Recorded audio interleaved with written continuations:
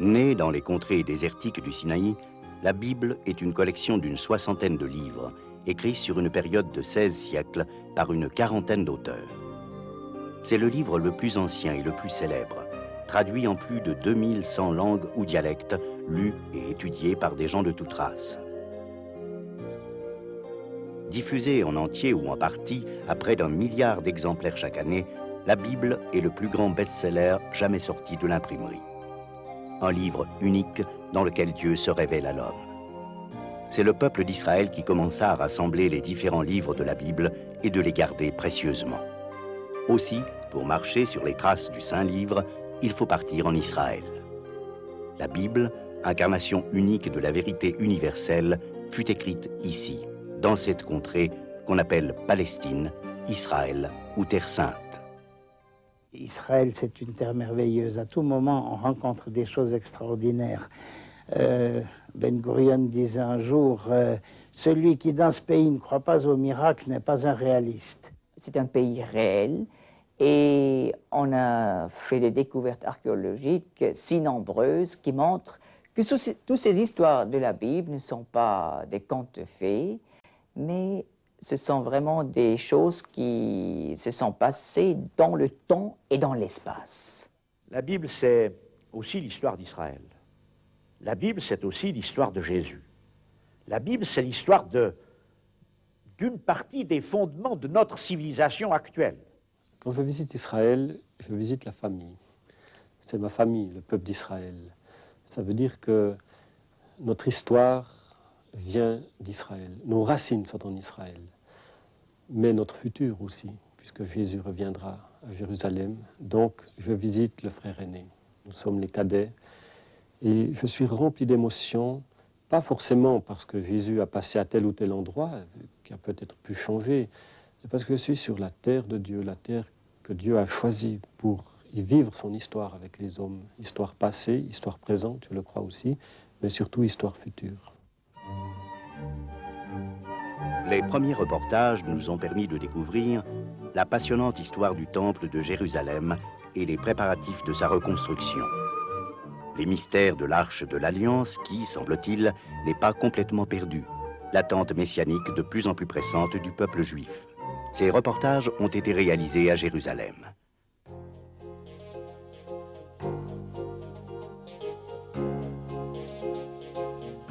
Reprenons aujourd'hui l'hélicoptère en direction du nord pour plusieurs émissions qui nous permettront de découvrir la Galilée et les lieux où Jésus a exercé son ministère. Voici le bord du lac de Tibériade. Ici, en Galilée, il est possible de marcher sur les pas du Christ.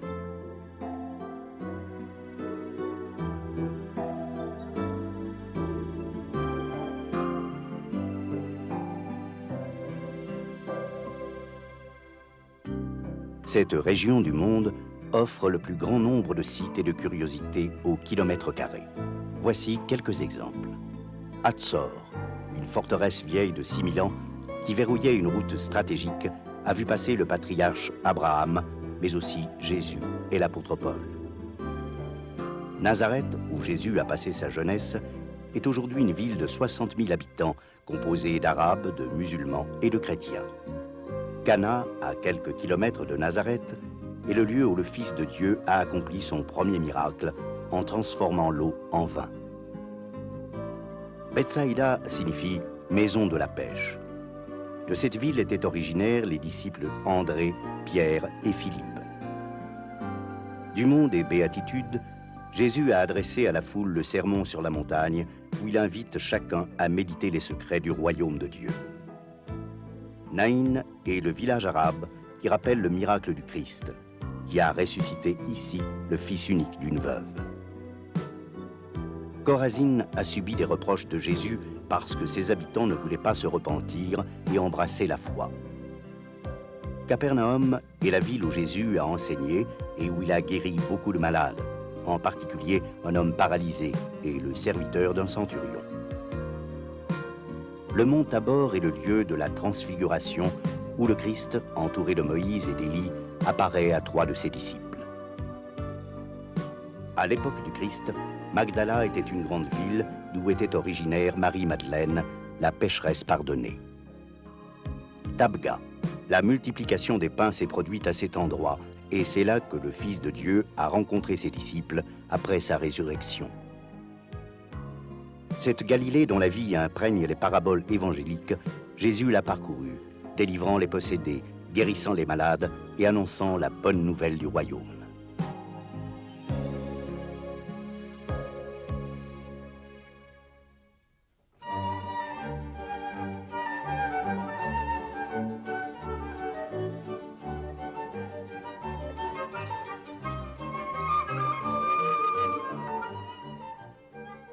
Située sur la rive occidentale du lac, Tibériade est devenue l'une des stations balnéaires les plus populaires du pays. Cette grande ville de 40 000 habitants, où les minarets côtoient les synagogues, n'est mentionnée qu'une seule fois dans les évangiles. L'apôtre Jean écrit « Le lendemain, d'autres barques étaient arrivées de Tibériade, près du lieu où ils avaient mangé le pain, après que le Seigneur eut rendu grâce. » Tibériade est fondée en l'an 19 de notre ère par Hérode Antipas, fils d'Hérode le Grand. Bâtie en l'honneur de l'empereur romain Tibère, la renommée de ses sources chaudes s'établit dès l'Antiquité et des rabbins célèbres viennent s'y baigner et s'y faire soigner. Dès le IIe siècle et pendant 500 ans, la ville devient le centre spirituel du judaïsme en Israël. Le Sanhédrin s'y installe pendant un certain temps. La ville est considérée, avec Jérusalem, Hébron et Safed, comme l'une des 4 villes sacrées des Juifs.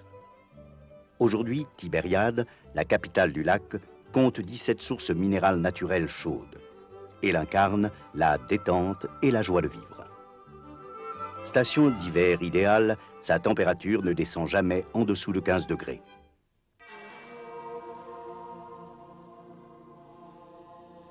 Depuis des siècles, cette terre fut trop souvent disputée au nom des visions inconciliables. Près de Tibériade, la route qui mène à Cana longe les cornes de Hittim. Ces 12 collines furent le théâtre d'un combat meurtrier qui mit un terme aux croisades. C'est ici que les forces musulmanes de Saladin vainquirent les croisés dans la bataille décisive qui marqua la fin du royaume chrétien de Palestine. Au crépuscule d'un jour brûlant de juillet 1187, la vallée qui s'étend au pied de Hittim fut recouverte de milliers de cadavres. Les Sarrasins empêchèrent les chevaliers assoiffés d'accéder au lac. 20 000 chrétiens périrent dans la bataille et 30 000 furent faits prisonniers. Les Francs survécurent durant encore un siècle, mais leur sort fut scellé depuis la bataille de Hittim. La relique du bois de la croix tomba entre les mains de musulmans et Saladin l'emporta à Damas.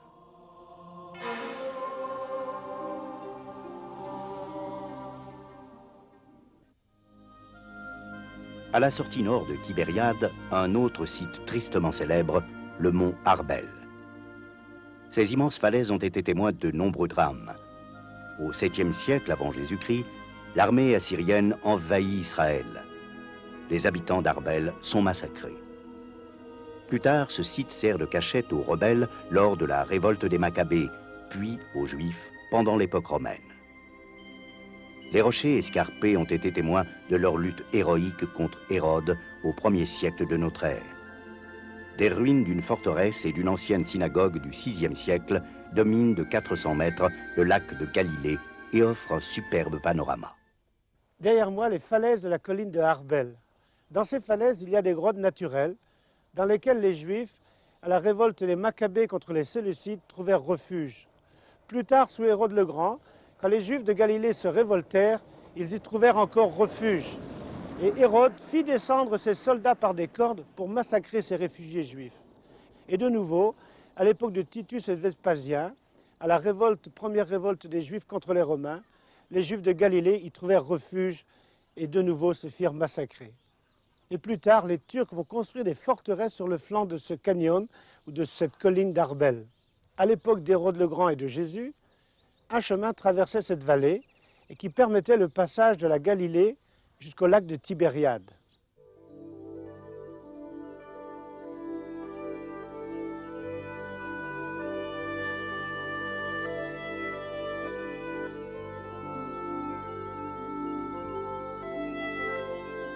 Si l'histoire des hommes est marquée sans cesse par des guerres et des révoltes sanglantes, celle de Dieu, au contraire, nous ramène à la paix et au pardon. Jésus a choisi d'enseigner les secrets du royaume de Dieu dans ce pays de Galilée, carrefour de routes stratégiques, passage incessant de peuples et de civilisations qui se perçoit encore dans la grande diversité des populations qui la composent. Ainsi, il voulait montrer que son message s'adresse à tout homme, quelle que soit sa race ou son origine. Pourquoi la Galilée? Pourquoi est-ce que Jésus n'a pas commencé directement son ministère à Jérusalem? Mais on sait bien qu'il va monter à Jérusalem pour aller y vivre sa passion. Pour comprendre un petit peu mieux ce que c'est que cette Galilée, je me réfère ici à un article dans un dictionnaire du Nouveau Testament où on nous dit ceci à propos de la Galilée. Elle était appelée Galilée des nations en souvenir des invasions assyriennes et chaldéennes qui avaient entraîné un mélange des populations et aussi la présence de nombreux païens. Dès lors, les Galiléens, reconnaissables à leur accent, si on se souvient que c'est de cette manière-là que Pierre a été reconnu à Jérusalem alors que Jésus était arrêté, dès lors les Galiléens, qui étaient reconnaissables à leur accent, étaient déconsidérés par les autres Juifs. On est donc dans un contexte géographique et un contexte de population qui n'a pas une bonne réputation, qui n'a pas une bonne place par rapport à la religion juive, par rapport à la religion de Moïse. Donc il est intéressant de voir que c'est justement dans ce contexte pas propre, ce contexte un peu douteux, que Jésus va apporter pour la première fois son enseignement. Il va enseigner que la parole de Dieu qui va arriver va être une parole qui va s'épanouir. Donc dans un milieu, dans un terrain qui n'est pas très propice, malgré tout, il y a une possibilité intéressante que cela donne des fruits, ou plus exactement des épis. C'est donc autour de ce lac de Galilée que Jésus va vivre un certain nombre de choses, apprendre aux autres à vivre un certain nombre de choses également, et puis surtout va donner un enseignement important sur cette première proclamation du royaume de Dieu.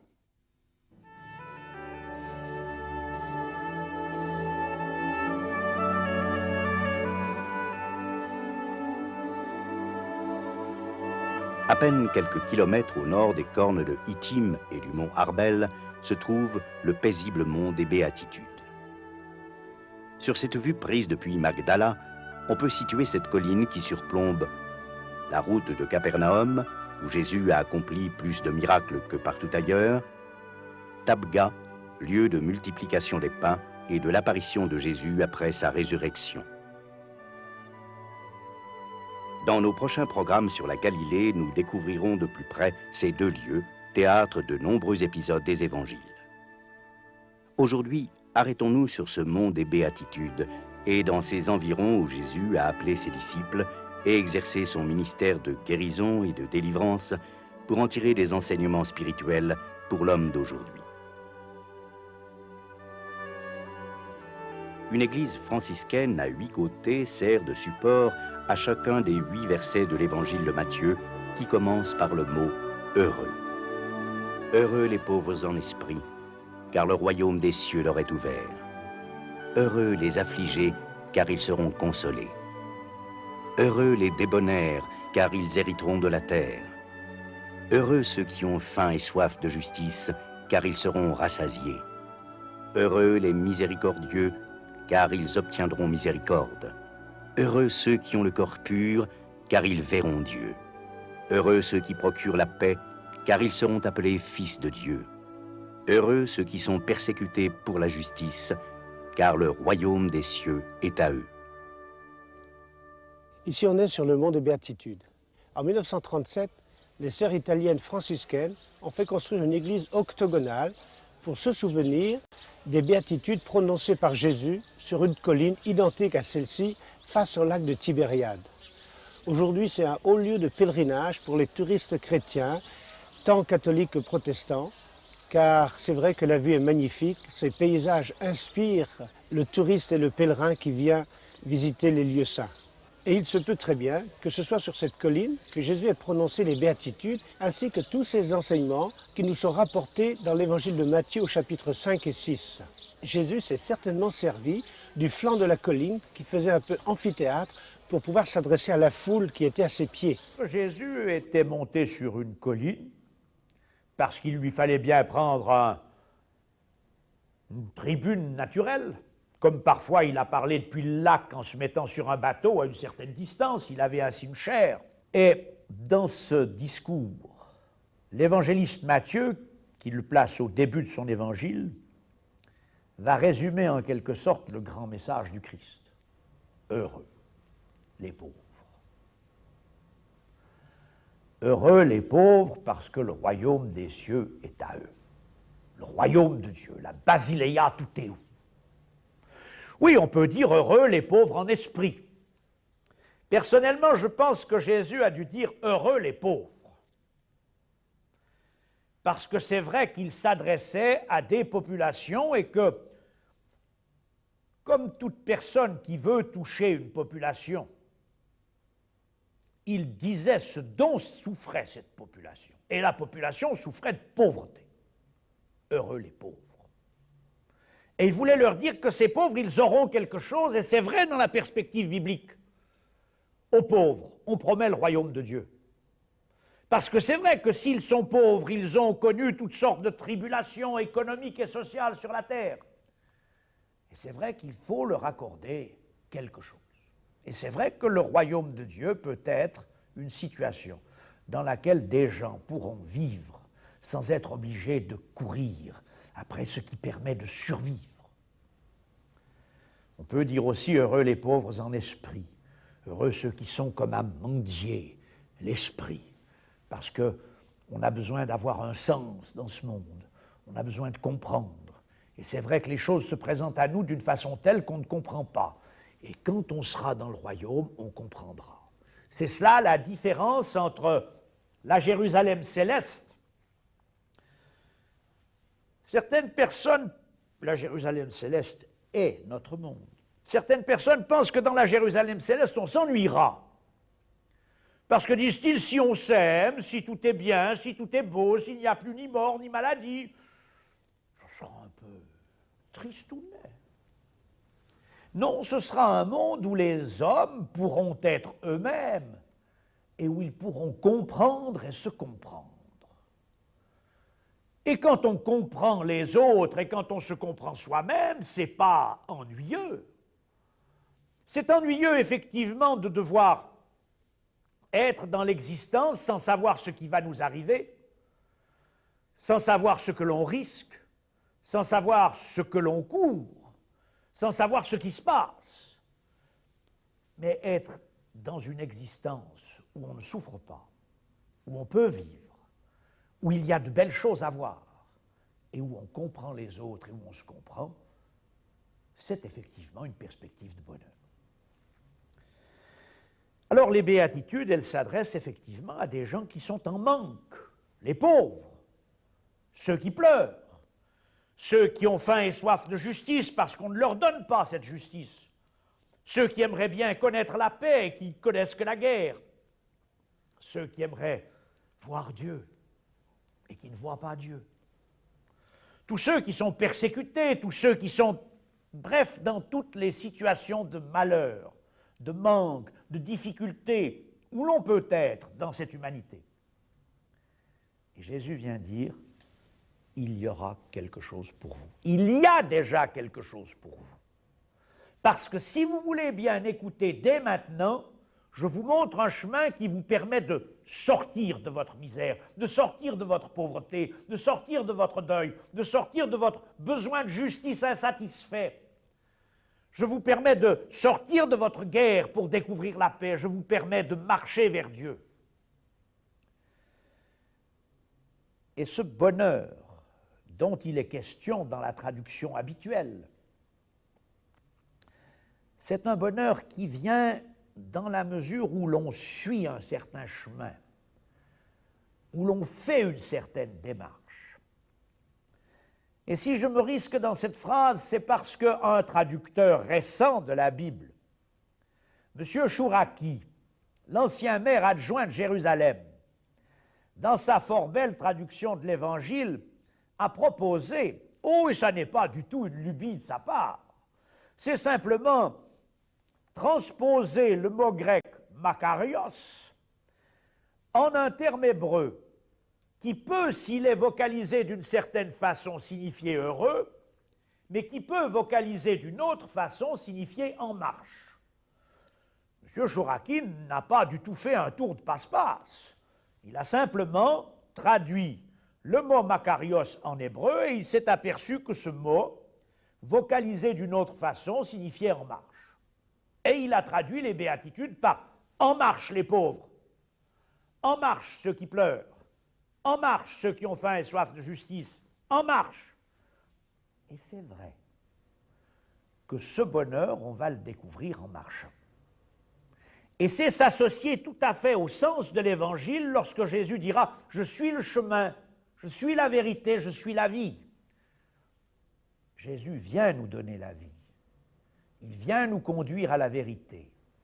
Il va nous amener à cette vérité qui amène le bonheur si nous le prenons comme un cheminement. Et si, à travers lui, nous marchons vers ces réalités qu'il nous annonce et qu'il nous déclare et qu'il nous présente et qu'il nous montre. Alors, voilà le discours que Jésus est venu faire sur cette colline des Béatitudes.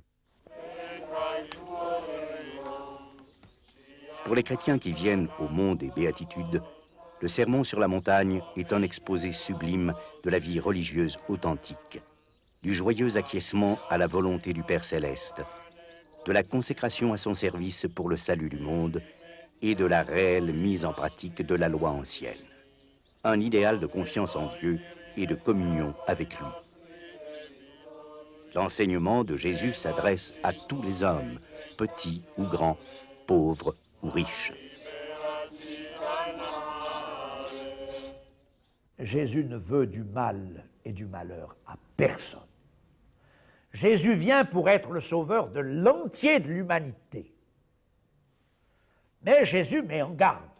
Et quand il dit « malheur à vous les riches », ce n'est pas du tout qu'il dise aux riches « vous serez malheureux dans l'au-delà, vous avez eu maintenant vos satisfactions, alors de l'autre côté, attention, quand il y aura eu ma révolution, vous allez passer de l'autre côté et à la trappe. » Non. Mais c'est pour faire que ceux qui ont la chance d'avoir de l'argent ne s'attachent pas au Dieu Mammon. Et qu'ils sachent que l'argent est un moyen qui leur est accordé avec lequel ils peuvent faire des charités, des générosités et du bien, mais que ça n'est pas une fin en soi-même. Et s'il dit malheur aux riches, ça n'est pas vous les riches qui vous comportez sagement avec votre argent, vous serez malheureux et vous serez prétérités, non. Mais c'est pour, attention, vous les riches, qui faites un Dieu de votre argent, vous pourrez vous retrouver peut-être gêné, parce que vous vous apercevrez, alors, à la fin des temps, que cet argent dont vous avez fait un Dieu, il n'est pas le Dieu, et c'est l'amour que vous avez oublié qui était la divinité à laquelle il fallait vous livrer. Pas de souhait de malheur chez le Christ, mais des mises en garde. Mais rappelons-nous bien, il y a, pour le riche comme pour le pauvre, pour l'heureux d'aujourd'hui comme pour le malheureux d'aujourd'hui, il y a un salut de Dieu qui est accordé dans son royaume.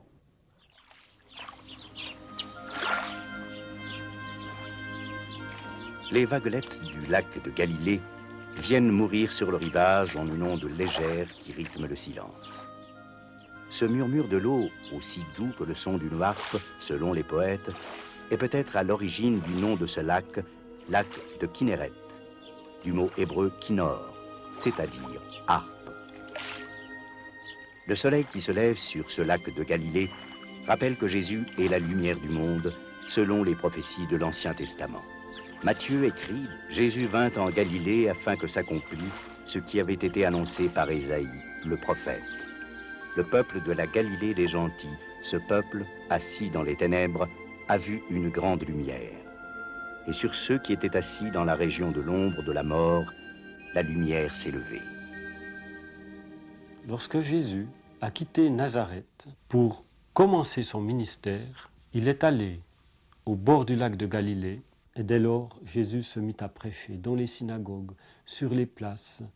Il a prêché parfois depuis une barque au bord du lac, et les foules se rassemblaient, et Jésus disait « Repentez-vous, le royaume des cieux s'est approché », comme pour dire « La lumière est là ». Et l'évangile de Jean nous dit « Jésus est la parole de Dieu qui a été faite chair ». Il est la lumière qui est venue dans le monde, la lumière qui est venue dans les ténèbres. Je crois que c'est une parabole pour nous aujourd'hui encore, là où on laisse le Seigneur entrer. Dans nos vies, dans nos maisons, la lumière chasse les ténèbres. On voit même presque physiquement parfois les ténèbres reculer. Et c'est ce qui se passe lorsque le Seigneur entre dans une vie. Nous sommes donc dans ce contexte de la Galilée, nous sommes sur ce lac de Galilée ou autour du lac de Galilée. Cette Galilée qui est un pays qui n'est pas très bien vu au point de vue religieux, ce lac qui contient des éléments mystérieux qu'on ne maîtrise pas très bien. Et voilà qu'au cœur même de toute cette situation qui n'est pas en ordre, si je peux dire ça comme ça, avec la loi de l'Ancien Testament, voilà que Jésus va apporter un enseignement. Et cet enseignement, qui est l'enseignement du royaume de Dieu, c'est le chapitre 4 de l'Évangile, avec ces paraboles qui sont bien précises à propos du royaume qui grandit, qui devient quelque chose de fantastique. Jésus va donc, par la suite, montrer d'une manière pratique comment ce royaume de Dieu se manifeste dans la vie des gens. Premièrement, Jésus apaise une tempête, il montre qu'il est plus fort que toutes les forces qui peuvent nuire à l'homme. Deuxièmement, il va guérir quelqu'un qui est possédé par ces esprits mauvais de l'autre côté du lac. Et c'est alors que Jésus là va encore montrer que par son intervention, il permet à l'être humain de retrouver toute son intégrité d'être humain, de créature aimée et créée par Dieu. Il va montrer que la notion d'impureté par la guérison de la femme atteinte de perte de sang, que la notion d'impureté sera dépassée par la notion de générosité de Dieu. Et à la fille de Jairus, le royaume de Dieu va lui permettre de retrouver cette relation avec Dieu que la mort avait coupée, que la mort avait enlevée. Ainsi donc, dans cette progression de la proclamation et de l'enseignement de Jésus au bord du lac de Galilée, on en arrive à cette conclusion que ce royaume de Dieu permet dans toutes les situations de rester en contact avec Dieu, que Dieu va rester avec nous, et cela, alors on le saura naturellement seulement à la fin de l'Évangile, cela par la mort et la résurrection du Christ, qui sera l'attestation visible de cette réalité nouvelle, que Dieu reste dans toutes les situations, notre compagnon, celui qui est avec nous, et qui nous permet ainsi d'aller jusqu'au bout, même au-delà de la mort.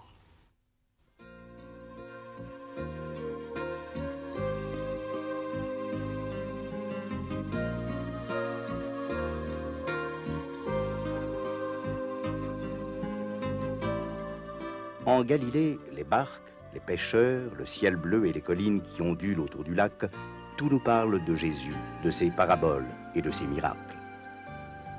Comme autrefois sur le mont des Béatitudes, Jésus nous enseigne encore aujourd'hui les secrets du bonheur.